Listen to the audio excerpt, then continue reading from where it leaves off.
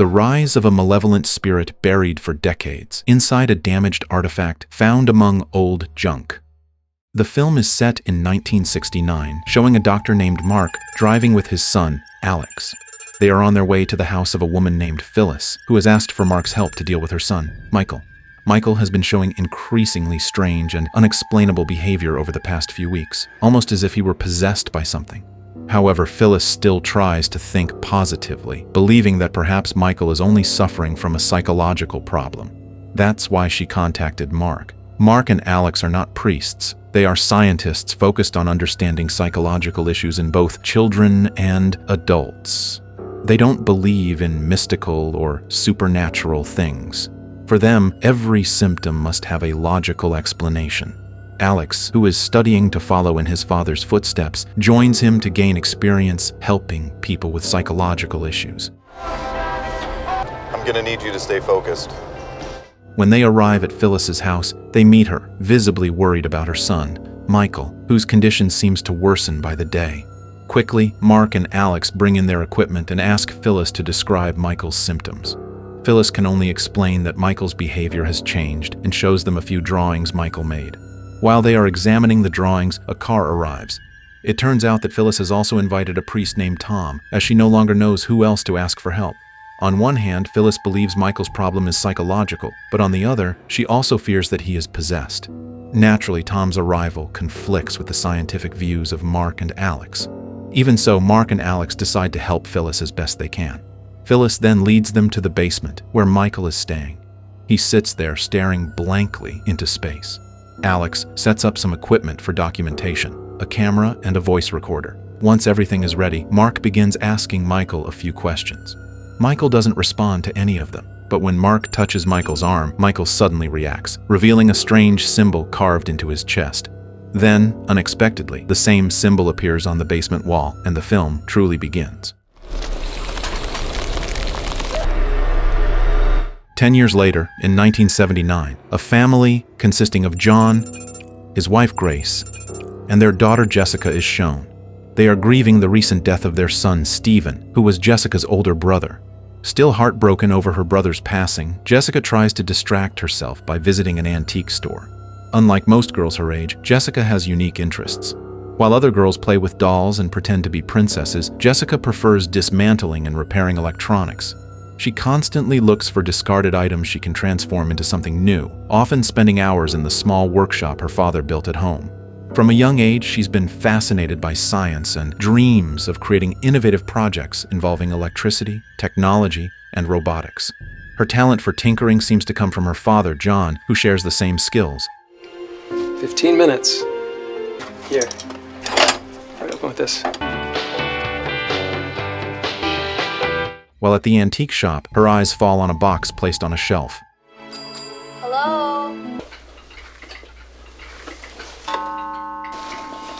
It's filled with old, seemingly worthless objects, but Jessica sees potential in them. She knows she can turn them into something useful. The shop owner prices the box at $5, but after learning about Jessica's recent loss, he decides to give it to her for free. Jessica gratefully thanks him and quickly heads home.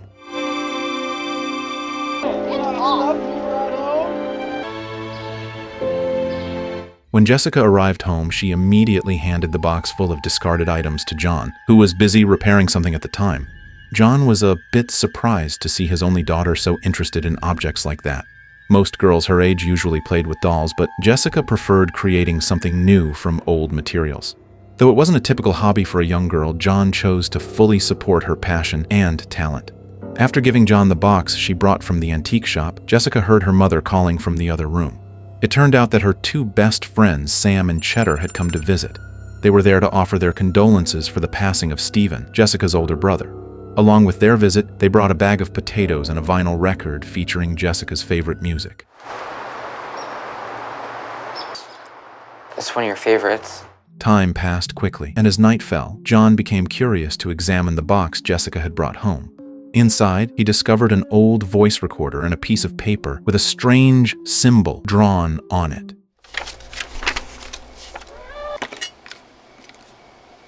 At a glance, the symbol looked similar to the one shown at the beginning of the story, and even the recorder itself resembled the one from the earlier scene. Suddenly, Jessica came to join John, intending to help him check the contents of the box. John immediately showed her the old voice recorder he had found. Jessica looked intrigued, wanting to learn more about where the device came from and how it worked. She assumed it wasn't functioning simply because it might have run out of batteries. To investigate further, Jessica took a cutter and tried to open the recorder's casing, but unexpectedly cut her hand in the process. Blood splattered onto the device. Panicking, John rushed to treat her wound and told her to rest for the night. What was this was even in here? The rewind. I got it. Let's get you fixed up. The next morning, Jessica's school was preparing for a science fair, and she eagerly took part in it. For the event, Jessica teamed up with Sam and Cheddar to create a potato-powered light project. They chose that project because Jessica already had a solid concept of how the system should work. They only had 1 month to finish it before the science fair. The 3 friends agreed to meet at Jessica's house at 6 in the evening to discuss their project further. You think we can work on this tonight? Yeah, this science fair. I got it. All right, great. I'll see you guys there. Later that day, after everyone gathered at Jessica's home, she showed Sam and Cheddar the previous prototype of her potato light project, which she had kept in her father's small workshop. Unfortunately, it hadn't worked properly. Jessica explained the technical issues behind its failure, such as the wrong materials and faulty wiring. While Jessica was explaining, Sam asked to use the bathroom. However, instead of going there, he quietly slipped into Jessica's bedroom without permission. Jessica caught him in the act and scolded him, but Sam couldn't help expressing his amazement at how different her room looked compared to other girls'.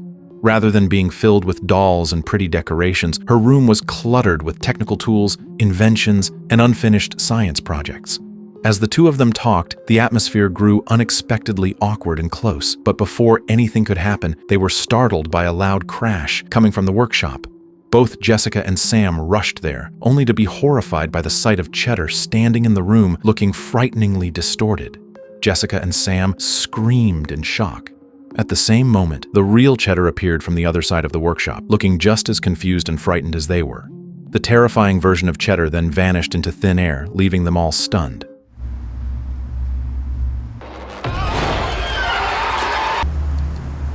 Oh, man! They soon realized that the object that had fallen and caused the loud noise was Jessica's potato light project. The entire setup was now scattered across the workshop floor with several parts broken. The 3 of them quickly began repairing their science project so that it could still be presented at the upcoming science fair. But before that, they had to clean up the mess. John would be home from work any minute.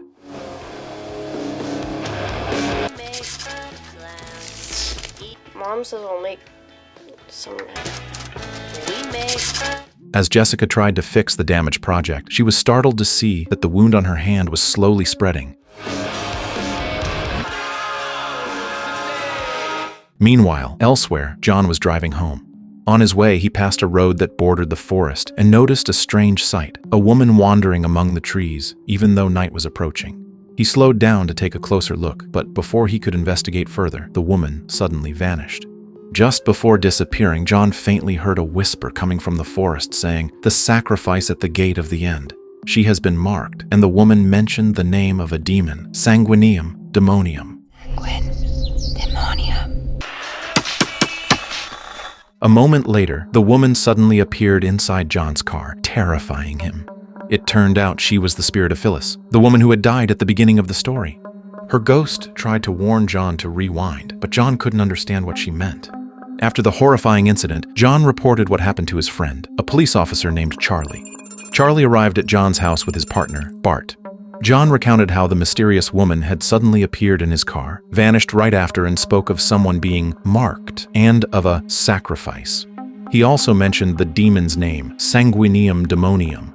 After listening, Charlie didn't seem to believe the story. He suspected that John might have been drunk or overly tired, causing him to hallucinate.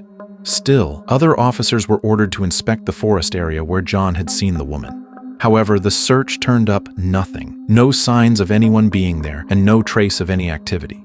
The argument between John and the police grew heated, and their raised voices caught the attention of Jessica and Cheddar. Curious, the two crept closer to the living room, trying to eavesdrop on the conversation. You're acting like I'm crazy, Charlie. I'm telling you, a woman... You gotta give me something. Charlie, talking about the marked one and sacrifice? Since there was nothing more to investigate and other duties awaited them, Charlie and Bart prepared to return to the police station. Stand aside of blood. The next day, during gym class, Jessica showed Cheddar the wound on her hand, which had spread into a strange shape, identical to the symbol that had appeared on Michael's chest at the start of the film. Jessica explained that the wound came from the cutter she used when opening the old voice recorder in the workshop a few days ago. She was confused about why the wound wouldn't heal and instead seemed to grow into a clearer, more defined symbol. Cheddar tried to comfort her, joking to ease the tension, before being called over by the coach to join a basketball game. While Jessica was alone, she noticed one of the students walking toward an empty room. Curious, she followed, but suddenly she was struck by a terrifying presence.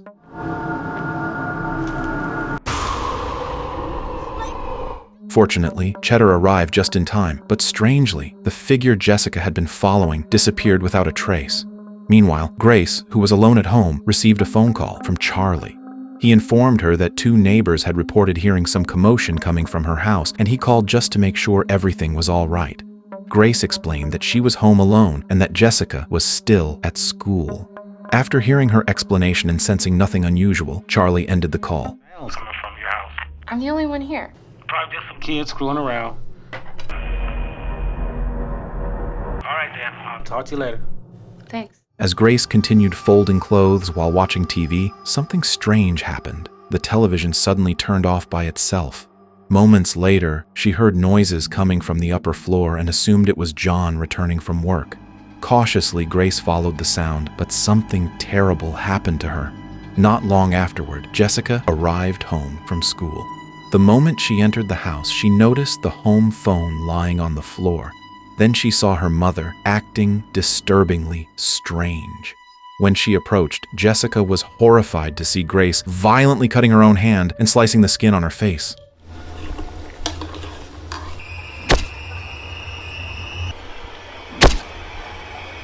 Terrified, Jessica ran to Sam's house to tell him what she had just witnessed.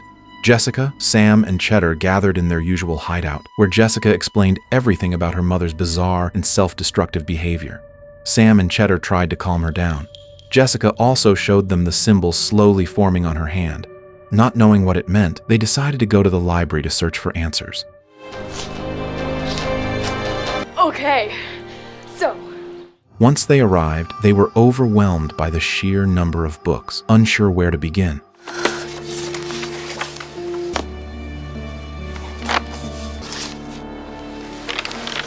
Luckily, the librarian, Jennifer, noticed their confusion and offered to help. She happened to know a lot about strange symbols. Oh, it's no. Hang on. Well, are you kids coming? Reading. You guys can take all the time you need, but Jennifer located the exact book they needed, and after handing it to them, Sam asked whether she knew who wrote it. The author turned out to be Dr. Mark Quinley, the same man from the beginning of the film. They also asked if Jennifer knew where Dr. Mark lived, but she explained that he had passed away years ago. However, he had a son named Alex who might help them. Jennifer gave them Alex's home address, and the 3 immediately prepared to visit him. I dig what you're into. Could you tell us where he lives? Meanwhile, Charlie and Bart were out on patrol when they received an order from headquarters to check Grace's house again, as the neighbors continued reporting disturbances.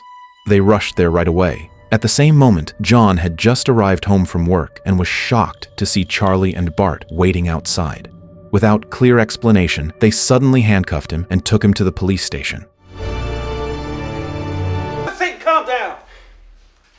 Charlie, what the fuck am I doing in here? I know.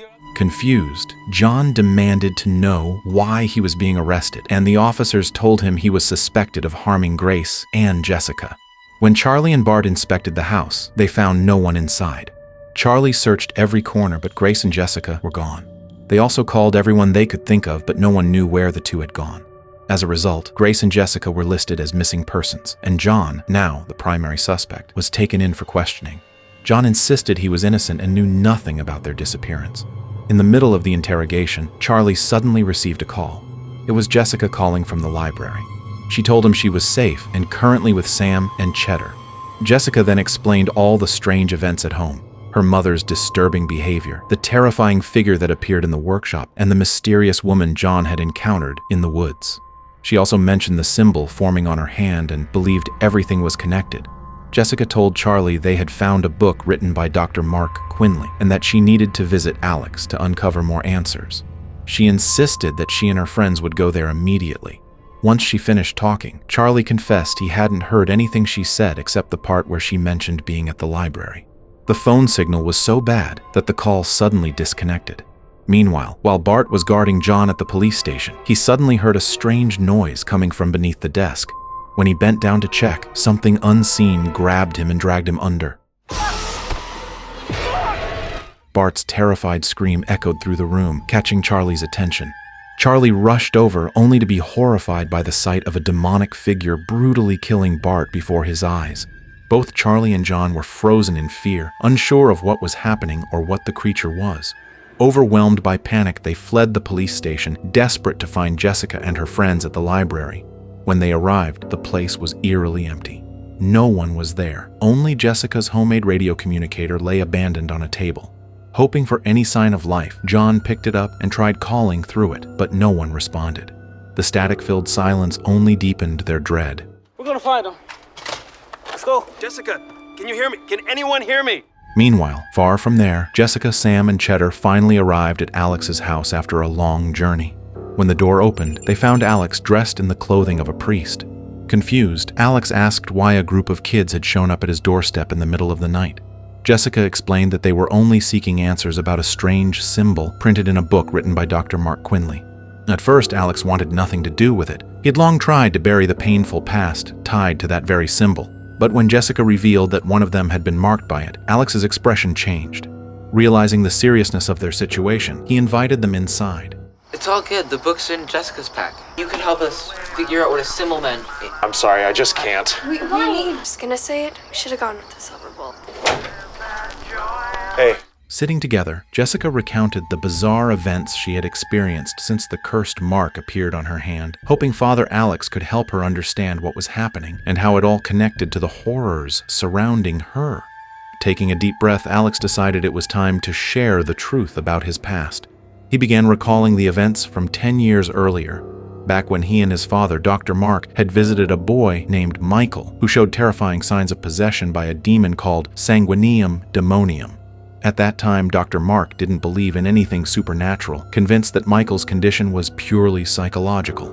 But when they entered the basement where Michael was kept, a strange symbol suddenly appeared on the wall, the same symbol carved into Michael's chest. Dr. Mark was stunned. He couldn't logically explain how it appeared. At that moment, a priest named Tom arrived and told them that Michael was possessed by the demon Sanguinium Demonium, and that the symbol was a mark showing the demon had claimed his soul. Tom explained that once a person is marked, their soul becomes trapped, leaving no way back. The person they once were is gone forever.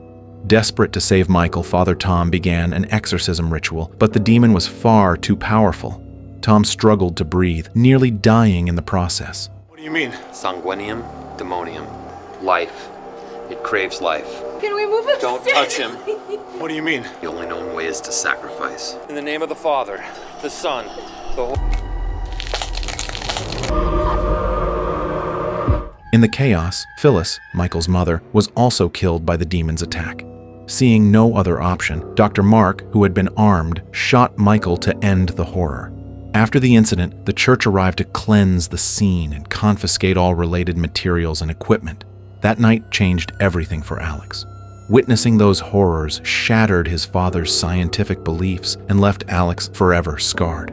From that day forward, he abandoned science entirely and devoted his life to faith, becoming a priest dedicated to helping those tormented by dark forces. He believed it was his mission to fight evil wherever it took root. After telling his story, Jessica still had one burning question. How had she come to bear the same cursed symbol, the mark of Sanguinium Demonium, on her own hand? As they were still struggling to understand what was happening, a sudden, loud knock echoed from the front door.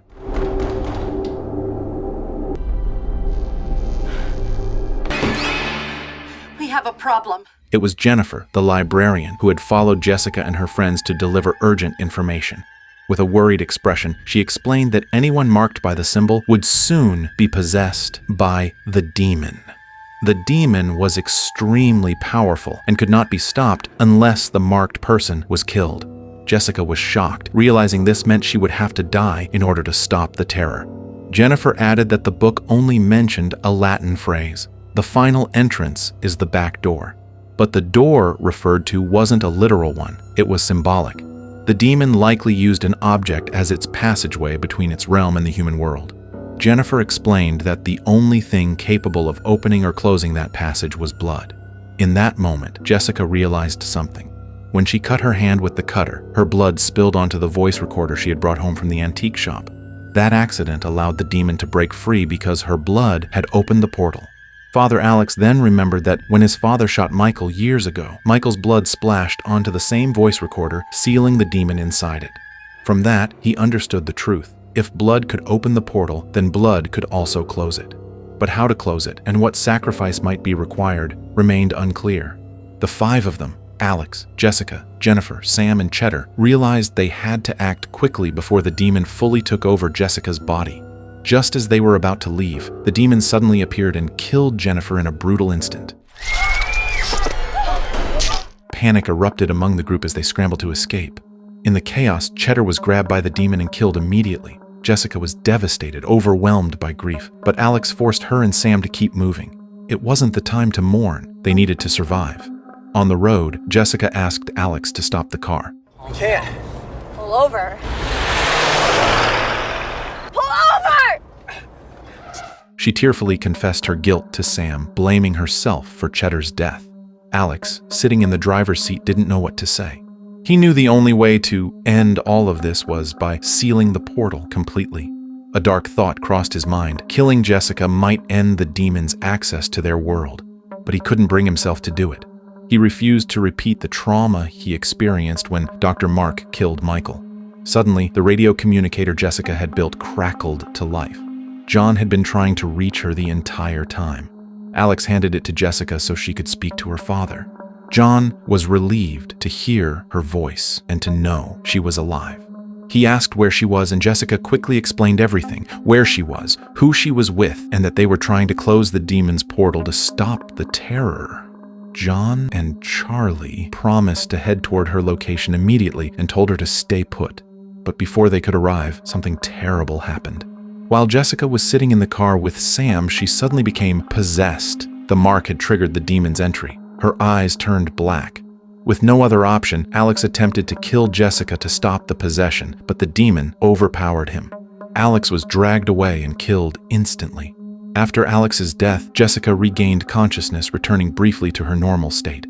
She and Sam scrambled out of the car trying to escape, but the demon refused to let her go.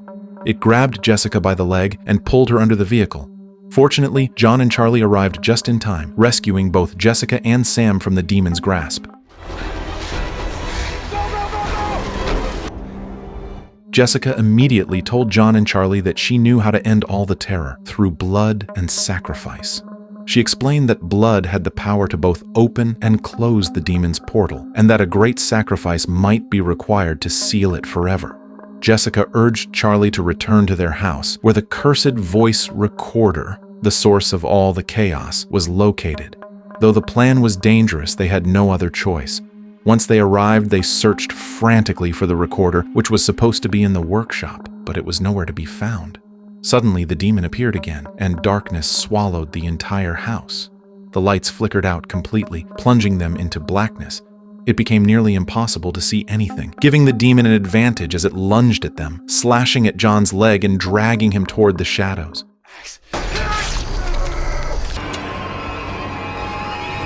Dad, no. I have to get it. Just before John could be pulled completely into the darkness, Sam managed to activate the potato-powered light, the science project Jessica had completed earlier. To their astonishment, the demon recoiled and screamed in pain. The light's glow was harming it. However, the light was unstable and would only last for about 5 minutes before fading. Desperate, Jessica remembered that Cheddar had once given her a bag of extra potatoes, which she had stored in the shed. Hearing this, Charlie and Sam volunteered to go and retrieve them. Before they left, Jessica handed them a small portable potato lamp that would only provide light for a single minute, barely enough time to reach the shed. With no time to waste, Sam and Charlie ran toward the shed. As soon as they entered, the demon attacked again, faster and fiercer than before. Sam barely escaped death when the creature lunged at him from the shadows, but Charlie reacted instantly, shoving Sam out of harm's way. In doing so, Charlie slipped and fell onto a pile of sharp tools, killing him instantly. Sam, horrified and shaken, ran back toward the house. Just as the demon was about to strike again, Jessica rushed out and pulled him to safety. Grab the potatoes and run! Come on, let's go! We have to get out of here! The light from their improvised lamps began to dim, and they quickly replaced the old potatoes with fresh ones from the bag Sam managed to grab before escaping. As Jessica tossed aside the used-up potatoes, something caught her eye, the cursed voice recorder lying on the floor. That very device was the key to the portal between the human world and the demonic realm, the source through which the demon had entered and unleashed destruction. John, realizing how desperate the situation had become, knew they had only one option left before everything collapsed beyond repair. The only way to seal the portal was with blood, the very energy capable of closing the demon's path. Accepting his fate, John willingly offered himself as the sacrifice, letting his blood power the cursed voice recorder in hopes of sealing the demon and ending the nightmare. He understood that once he stepped into the supernatural portal, he might never return, but he chose to continue anyway so Jessica and Sam could survive. With a heavy heart, Jessica watched as her father disappeared into the glowing vortex. But the terror wasn't over. The moment Sam let his guard down, the demon struck swiftly and killed him on the spot, leaving Jessica as the only one still alive. The demon advanced toward her, intending to possess her completely, but Jessica acted fast. Knowing only her blood could seal the demon again, she cut her own hand, letting her blood spill onto the cursed recorder. The moment her blood touched it, she activated the device and rewound the tape, hoping this would trap the demon forever. But something completely unexpected happened. When Jessica pressed the rewind button, she felt her entire body pulled backward through time.